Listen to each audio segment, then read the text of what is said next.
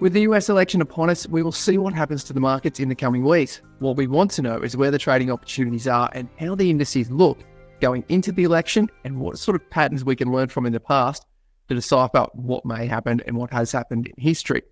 Also, from a trading perspective, we want to learn from the market's best companies, the strongest ones that have rallied the hardest, and see, well, have we learned something from that, and can we apply that to some of these beaten up companies to see if there's an opportunity ahead of us? The one who's done the research and the heavy lifting is Gary Glover from Novus Capital. Good morning, Gary. How are you? Yeah, I'm good, Chris. Melbourne Cup Day down in Melbourne. So thank you for coming on in when most of the colleagues and most of the people in that state are not at work. That's true. Yeah. Beautiful day in Melbourne too as well. Should be a cracking Cup Day actually. So, yeah. Well, it was also the old RBA rate decision day, and we've got elections tonight. So the horses will hold the limelight, not for too long. But, so we know you've talked about the indices and the cycles that we've followed coming into the US election. There's a 4-year US election cycle, which is quite prominent and does have a strong pattern over each year of that pattern. And then you've also talked about the 60-year cycle. So we take 2024, subtract 60 years from it, look what happened back then. As we're coming into the US election, coming in tonight, when we get a result, could be stretched out, who knows. Obviously, removing that variable, that unknown from the markets can help lift the lid on it, and history tells us they tend to rally, whether it's A or B who gets in. It's the uncertainty is removed and business can get on with business and deploying capital in certain areas. Looking at the NASDAQ, but coming into that, you've got the red lines here really showing us that narrowing channel. Can we take an interpretation or reading from that as whether it could be positive, negative, or how far that could run if it does spurt after the election announcement? Yeah, I mean, like it's like the normal pattern is just sort of have a little bit of weakness before the US election or sort of going into it, and then to sort of have a bit of a rally once we get a result off there. So getting a result can be a few days sometimes. Yeah, I guess like probably I was just sort of been reading up on it actually the last few days there, just looking at what happened sort of historically as well. So probably the biggest risk, Chris, is actually not getting a clear result here in the first few days. And if we go back, I think it might have been go back to 2000 was the last time that it was really close, and it took 5 weeks to get a result. So the market actually remained pretty weak there because it was sort of, again, you had all that uncertainty there. So that's probably the greatest risk is if we don't get a result here. So, if you get, I think if you get a Trump there, then obviously we're going to get tax cuts and probably a bit more spending. So that's probably good for equities, maybe bad for inflation there. He's probably going to be a bit tariff heavy, so that might be slightly negative for China and stuff in there. But then he's probably going to shift away from the clean energy, so it might be slightly negative for lithium and stuff there. That'll be positive oil and gas as well. Whereas Harris is more about, I think if she wins there, she's going to be more on that sort of technology communication side, and be a bit harder on be bigger on the clean energy boom. So probably lithium and EV sector will probably be pretty buoyant if Harris gets in as well. But I think either way there, I mean, there's probably some, with Harris, there's probably more of the same. So probably not too much difference in what's occurring here. Maybe just that renewables is probably the big one. But yeah, so you see, if you get a clear result either way there, then it's probably, they're both probably going to be slightly positive, probably Trump more, I think, just with the market rip last time Trump got in, and also Trump being pretty deregulation as well. It's probably good for equities and even some of the small caps as well. It reduces sort of some of the regulatory costs and stuff for small caps. So this might be a bit of a boost there. But then, the market might get concerned a little bit down the track there with inflation again in that area. So those are probably the two different results there that might come up here. But the probably the one you don't want to see is if it is really close and it's a nail biter and it could drag on there, then it could potentially, if it dragged on for say 3 or 4 weeks there, we could see 3 or 4 weeks weakness. So we probably don't want, that's probably the thing you don't want to see. But yeah, If we did see that, that could possibly increase the chances of that Santa rally in the end of the year because lid gets lifted coming into Christmas and you can kind of get that double whammy effect. Is that possible? yeah, that's right. So you might see a little bit of weakness there, sort of, say it took 4 weeks there. You could see 4 weeks of weakness into early December and then bounce there. So, yeah, so I think the 60-year cycle found a top around the 20th of Novus, pulled back into the middle of December and then rallied up into the, sort of January. And then the market sort of hang around till March there, and it didn't really roll off until the second quarter of the next year. Yeah, but I sort of think as November and January are probably from a cycle point of view, just the 2 months to watch here for a little bit of a potential top here. So, but yeah, it's pretty, still pretty buoyant here, the market overall here. Has been a few different, you've seen a few more distribution days there, Chris, on the market there. So yeah, just got to be tiny little cautious there. But that's probably the greatest risk is if it's tight and then there's more uncertainty, because normally it's markets tend to sort of bounce once we get a winner there. Whether the market loves it or not, it just gets a bit more certainty of what's ahead. So. But yeah, probably just a few sectors there to sort of keep an eye on anyway. Okay, so we look past the election and we look at more of the general economic side of things. You've said Fed cutting rates 50 basis points, add more positive to markets overall. Yes. But what we look in the lens of election years don't generally have large pullbacks. Okay, you kind of covered that. You've also said recession type data in the future is a risk that you see here. But that's months away. So is that fitting in with that narrative of saying, okay, well, maybe it's a NOV or a February high? Would that February sort of coincide with some of that economic data coming through and then changing the focus of markets? Yeah, I guess, look, if you think about, if Trump comes in here, he's proposing tax cuts, deregulation. So that, that's probably going to be positive for equities and spur another rally there. And we saw last time we got in, the market ripped as well. So as much as it was scared of Trump getting in, once he did get in, it sort of knows going to pro market. So that's what I mean. So it's more the uncertainty of markets that sort of causes the weakness a lot of the time. So whereas sort of Harris will probably remain the same here. So that might be sort of positive, but probably less positive, I would thought. But yeah, if it's a close one there and it takes 3 or 4 weeks to sort it out there, then that's probably the thing you don't want to see here. That's probably going to cause that could cause a little bit of weakness there for a few weeks there if we did see something like that. And you've talked about the impact that it could have on the critical minerals, lithium, battery minerals, that kind of thing. From Australia's perspective, that can have an impact on our markets. However, from the indices side of things, we have such large heavyweights that are in banks, financials, not necessarily directly impacted by those commodity prices.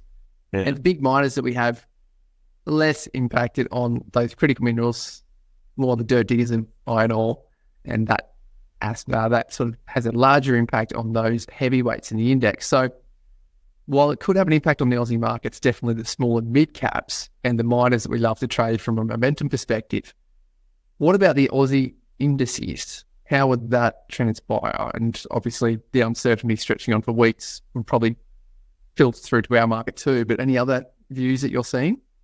Yeah, look, the only thing just from a pure index point of view is we've had a couple of weeks down here, but we haven't seen big volume shifts on that. So we're seeing probably more, we've seen the volume sort of come in after a bit of a pullback. So on the down weeks, they're definitely seeing a bit lighter volumes there as well. So, so still seeing a bit of rotation within the Aussie market. That's probably the good sign there, is that, we're not seeing everything come off together or uniformly. Sort of definitely seeing it sort of different sectors are tending to sort of go through different waves, which is more rotation. That's a healthy sign normally. So if we were to see all sectors sort of sell off universally, then that's definitely obviously more negative. So which we haven't seen so far. Right. So positive movement to see that rotation's happening. We've got healthy altering, seesawing from one aspect to another. Just finally, the Dow Jones extended, but constructive still, and you've got only just. So is that because it closed last week and the low of last week sat above that recent high. Is that why you've got the constructive still only just? Yeah, sitting on top of that high, and just also that's our third ascending trend line there. So, this is going into that more aggressive sort of blow off type of move here, which we often sort of see in those after three ascending trend lines. It should really be holding there. And, if it's going to sort of push on it, do something aggressive there. Just good, I guess, at the end of the day, when you do see those three ascending trend lines there, that markets can sort of, do something aggressive to sort of finish that move there, which kind of would allow for that end of year rally, which we often sort of get. But yeah, if it does break that sort of trend line there, I think I'd be a little bit cautious there, because it's probably not, not what you want to see there. That'll probably be a little negative for equities. Okay, so that's Dow Jones. We take your lens down into the individual companies within the ASX, mineral resources. You did talk about the benefits that could happen to the lithium market if Phil Harris wins the election and it doesn't end up being a trawled out 4 or 5 week waiting period. Yeah. What I'm looking at here in this chart I find most interesting, I think it's probably just worth explanation. I'll try to correct me if I'm wrong, but you got these numbers. So 0 starts up here at the high and 100 is at the more recent low. If that range is 100, then what happened after the rally? It then fell, undercut the lows, and then undercut it by 50% of this original range. Yeah.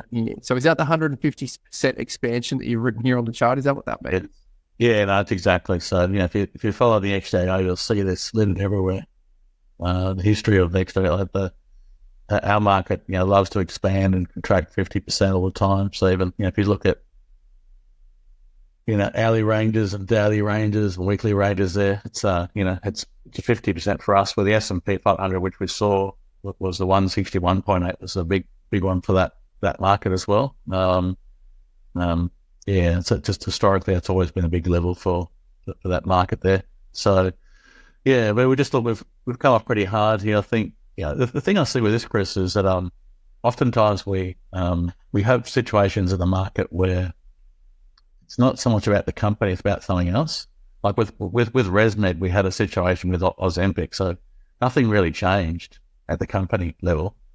It was just all the noise around it changed, which particularly impacted the company. So I know CEOs obviously, got this, maybe there's a little bit of gearing issue there, which the market got a little bit scared about. And then obviously the CEO had a bit of a tax issue, which supposedly the board saying that, self-reported a few years ago, but that's all come to light here in recent times. So I think a lot of that noise is external. It's not, has anything changed really at a company level? Is it, because I know a few analysts that sort of talk about this, the crushing business worth about $44, $45 a share, just valuing in that part alone, let alone sort of the lithium and iron ore and stuff there. So, so they've actually sold a few assets here in the last sort of month or so. So that probably alleviates the debt issue. So that's basically sort of wound back the gearing situation there. And now they sort of, the board's come out and sort of said that the CEO is basically sort of looking at just make I guess I guess what do you call it, a new CEO potential in the future there, just sort of having a fresh leadership. And is that partly pressure? We see that Australia has such a large concentration of investors through superannuation, and then the superannuation funds have their own investment mandates, and they've taken a lot of the investments in-house. Yeah. And they tend to not like to have their members invested in companies that have this kind of scandalous headline from a business perspective. So could that kind of pressure have instigated the sell-off? But as you're saying, well, it's a large institution that's selling, so it gives us temporarily a buying opportunity because the nature of the business hasn't changed. There's still the same revenue, still the same customers, it's still the same deals that they're exposed to, and apart from a few recent asset sales, still the same assets. So if there's new leadership, okay, that's kind of bad, but it's not actually because of a huge management issue. It's a personal tax debacle. Yeah, so I don't think too much changes in the company here. That's the thing. I think I've noticed in the past there is think about QBE when September 11, we had the share price plunge there because of that event, what it might mean, but nothing changed with the business. And then those, that if you remember after that, all insurers got, crunched there, and the result of September 11, but they all bounced back because the businesses themselves hadn't changed. So I think when these external events do drive a share price down here, so look, there might be some question there. Maybe the company won't be as strong if the leader's not as involved there, but I doubt he's going to be stepping away entirely, Chris. It's probably just, these things there. Yeah, you put him in the bin for, he's in the sin bin for a year. Still going to be hands all over this business there. Still pretty heavily involved. Still, one of the large shareholders there. So it's more from a sort of compliance point of view, trying to appease that sort of macro there. So this looks like, to me, this looks like a bit of a no-brainer to me. So I've sort of made it. I've now sort of increased my holding up to 9% there. So it's kind of, I think it's one of the second largest positions I'm holding now. Well, that's good to get that clarity on this chart, what it means, and then how the current news is impacting it and the opportunity you see in front of it. IGO, a little bit different, similar sort of space in the market, but a completely different chart. And I like what you've got here, which is the 0, 1, 2, 3. From a lot of your studies, I know that you've looked at it and you find these opportunities, well, they're difficult to find. When you do identify them, they can present you with quite the opportunity. So why is it that they can present an opportunity, and why are they so hard to find? Yeah, I mean, look, there's a long-term trend line there too on the monthly chart, which IGO did come down to. And so since then, it's been building a bit of a base there. And the thing with those sectors, when those sectors do come under heavy selling, particularly when they've had a big plunge like this, it's not very, I mean, they can do, but it's not very often you get a V-shaped recovery there, Chris. You normally sort of build a bit of a base there, and it takes a bit of time. And then, and we're also that sort of sector as well, we should start to see if that commodity has been crunched, then you should start to see classic signs are, some of the, like the lowest cost producers will survive. The ones paying, the ones that are not the lowest, probably the highest cost, they get forced out. So basically they go into care and maintenance. And then you might see some corporate action among some of the assets that are left over there. So we're seeing all those signs already here. So we're seeing quite a few go into care and maintenance already.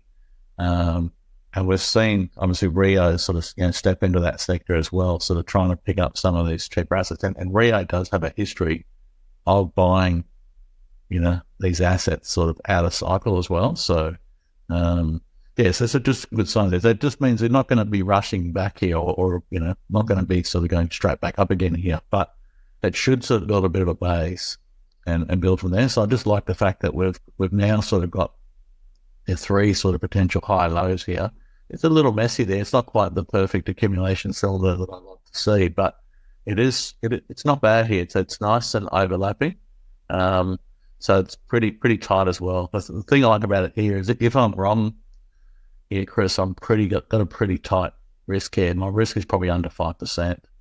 Whereas if I'm right here and it starts to build here, there's quite a bit of upside potential in this one as well. So over longer help. So just a really good risk reward setup there. That's why I like it. Just before we leave this chart, something that I want to ask you, which I've learned from you in the last couple of years. We're looking at this, and down near the lows, would you rather buy this IGO? Would you rather buy it in this region here, down sort of under $5, or would you feel more comfortable after having seen it rally and possibly crack $5.60, $5.80, or $6? So, two-part question: are you more comfortable with that? And is the run already over if you're seeing it crack this high, or can there be more legs to it? Yeah, no, look, I made the mistake of sort of, when I saw ResMed do something similar, came back to a really long-term support and saw some timing there.